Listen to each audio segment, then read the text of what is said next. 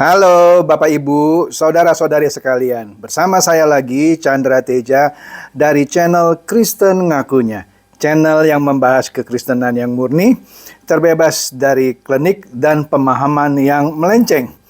Bagi Anda yang belum subscribe channel saya, silakan subscribe channel saya, tekan loncengnya agar Anda dapat notifikasi setiap kali saya mengupload video-video saya. Oke, pada kesempatan kali ini saya akan membahas sebuah topik yang kebetulan sedang viral gitu ya di jagat maya.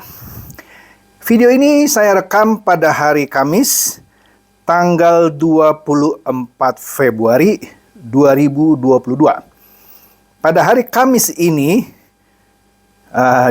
seorang yang viral namanya Indra Kents atau Indra Kesuma yang menjadi afiliator binary option atau binomo, yaitu suatu permainan judi lah ya, yang menebak apakah pergerakan kurs mata uang naik atau turun, dan seterusnya gitu ya.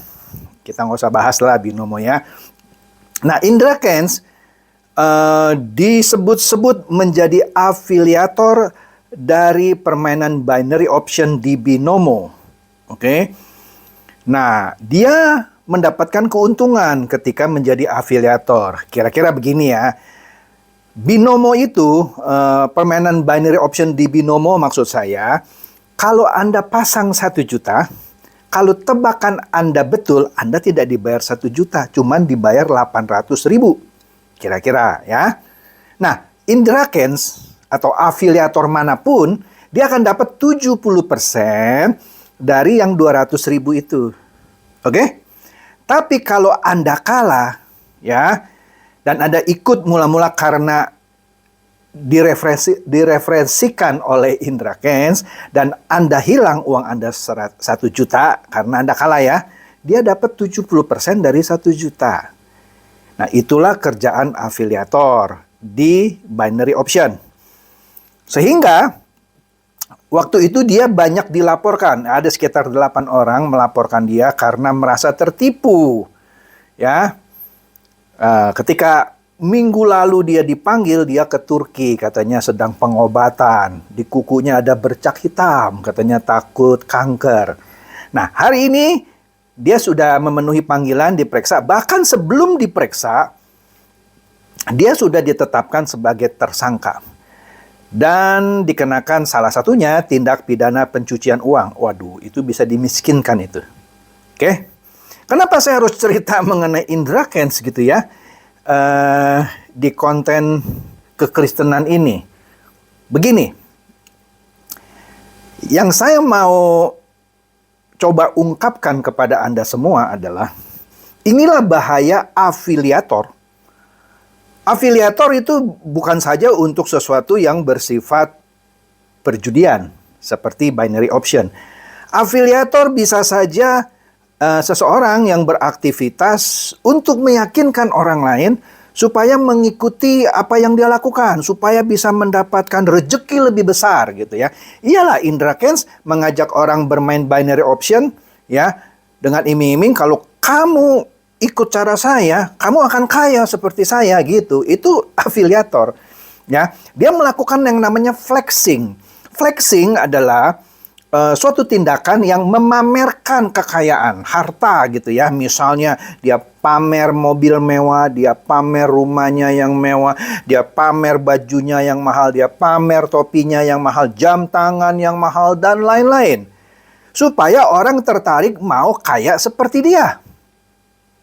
Oke, begitu orang itu taruh uangnya, bukannya kaya seperti dia, malah tambah miskin karena uangnya hilang.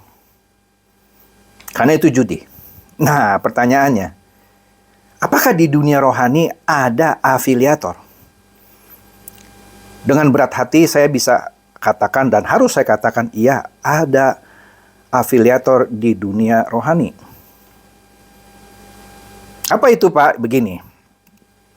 Saya kan sudah pernah membahas mengenai persepuluhan ya. 25 episode. Anda cek channel saya kalau Anda belum tonton. Ada 29 episode yang membahas persepuluhan secara detail. Ya, boleh saja orang yang tidak sepakat sama saya membantah. Tapi semuanya itu saya kupas dari Alkitab dan beberapa referensi lainnya. Jadi kalau mau membantah 29 seri persepuluhan saya, bantahlah juga secara Alkitab. Singkatnya beginilah, saya review ya dalam waktu 2-3 menit mengenai 29 episode itu. Singkatnya, persepuluhan itu adalah sesuatu yang dituntut oleh hukum Taurat ya kepada umat Yahudi, bangsa Yahudi untuk dilakukan.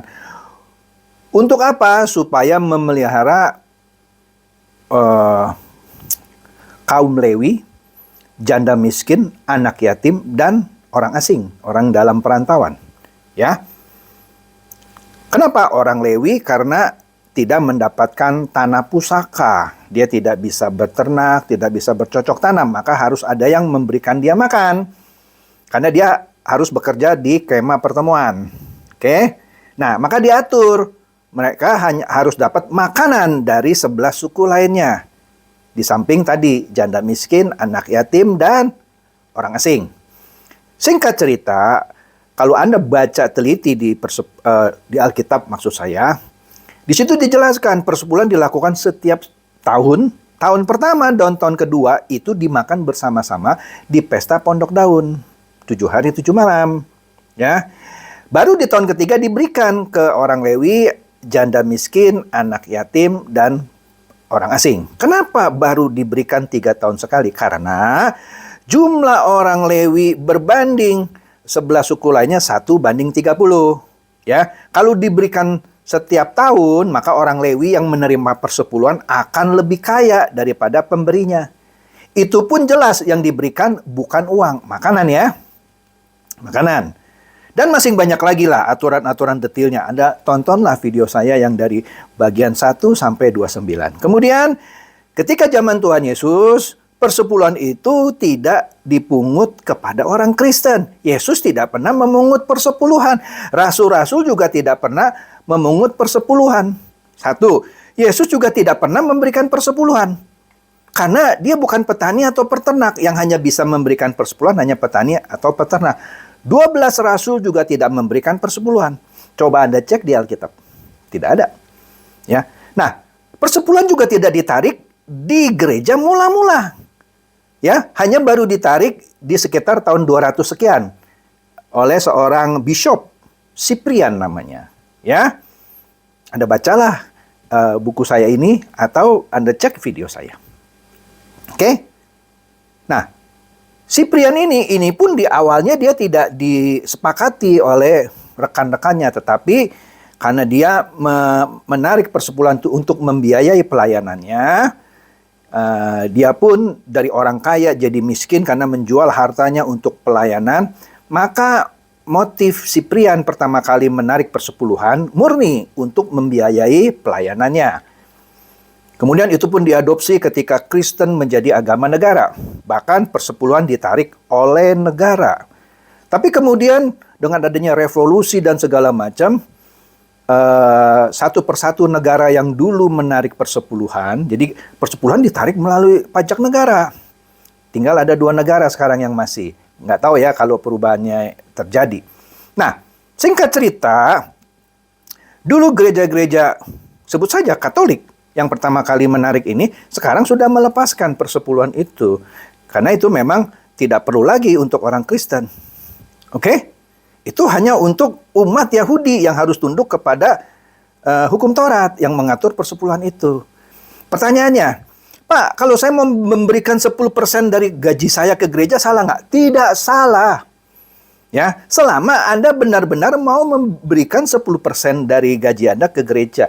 Mau beri 20%, 30%, 40%, 50%, bahkan 90%, monggo kalau itu memang kerelaan Anda. Tetapi kalau Anda beri karena diancam, Anda beri karena Anda mengharapkan berkat melimpah gitu kan, itu kan afiliator persepuluhan kan begitu.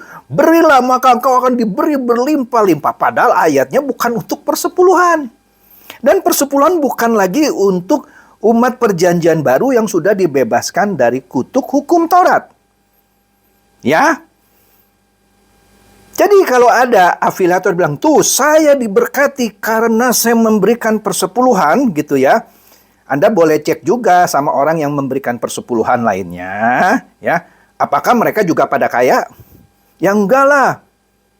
Jadi kalau Anda memandang memberikan persepuluhan supaya Anda jadi kaya raya gitu ya.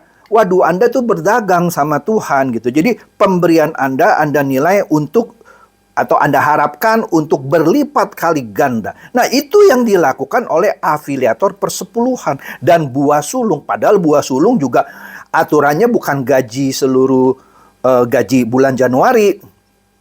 Ya, tidak ada. Buah sulung juga bukan uang, itu hanya seberkas. Seberkas panenan yang ditaruh di bakul. Mau sawah Anda 1 hektar, 2 hektar, 10 hektar, 100 hektar, buah sulung Anda yang sebagai persembahan unjukan hanya di dalam 1 bakul. Jadi tidak ada yang ngatur bahwa buah sulung adalah gaji bulan Januari. Kemudian ada yang menjadi afiliator buah sulung juga. Kalau Anda berikan buah sulung, Tuhan akan memelihara Anda, akan memberkati Anda melimpah-limpah. Itu afiliator. Ya. Jangan-jangan afiliatornya yang kaya dari uang persepuluhan Anda atau buah sulung Anda. Sekali lagi ya, saya tidak melarang Anda memberikan 10% dari gaji Anda ke gereja. Tetapi bukan gara-gara diancam untuk memberikan persepuluhan. Iya, gereja perlu uang pasti, ya, tapi bukan dengan mengancam umat untuk memberikan persepuluhan yang mana bukan lagi bagian dari perjanjian baru. Persembahan umat perjanjian baru adalah persembahan sukarela, sukacita, tanpa paksaan dan tanpa bersedih. 2 Korintus 9 ayat 7. Jadi kalau ada Anda yang mengancam Anda kalau tidak memberikan persepuluhan Anda tidak masuk surga. Kalau Anda tidak beri persepuluhan maka rezeki Anda akan bocor terus, maka itu jelas afiliator. Ya. Karena dia mau mengharapkan keuntungan dari persembahan persepuluhan Anda. Dari persembahan buah sulung Anda. Itu afiliator. Bayangkan dulu saja umat atau suku Lewi maksud saya yang 1:30 ketimbang 11 suku lainnya hanya menerima persepuluhan setiap 3 tahun sekali. Dengan kata lain, kalau gereja, kalau mau diadopsi itu persembahan persepuluhan, kalau jemaatnya itu ada 30, maka persembahan persepuluhan kalau mau diadopsi ya, hanya diberikan setiap 3 bulan. Kalau ada berapa? Ada 100 misalnya. Ya hanya diberikan setiap 10 bulan. Coba bayangkan ya, kalau gereja punya 100 saja jemaat ya. Dan persepuluhan ditarik setiap bulan. Dan laporan keuangan gereja tidak dibuka gitu ya.